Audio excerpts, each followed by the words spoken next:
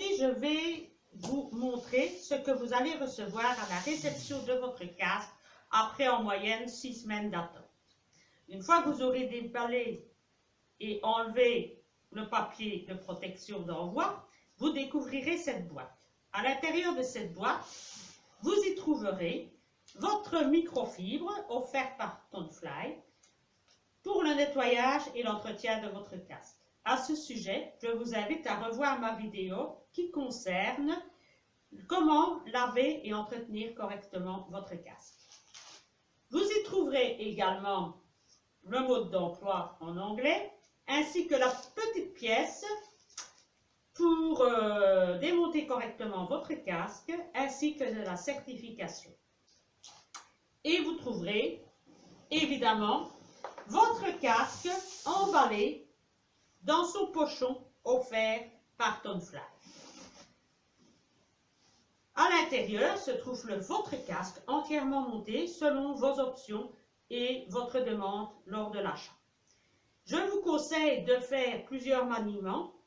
Pour l'ouverture et la fermeture de la visière et du casque, au début le mécanisme est très dur, ne vous inquiétez pas, à la longue il va se dérouiller un petit peu et vous allez vous y faire très rapidement.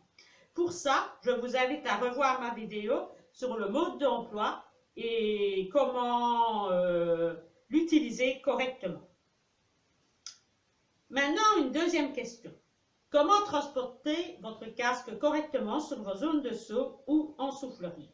Selon Tonefly, il est recommandé de transporter votre casque dans le pochon que l'on vous a offert et ensuite de le placer à l'intérieur de votre boîte d'envoi. Je sais, ça a l'air assez embêtant et assez encombrant à faire.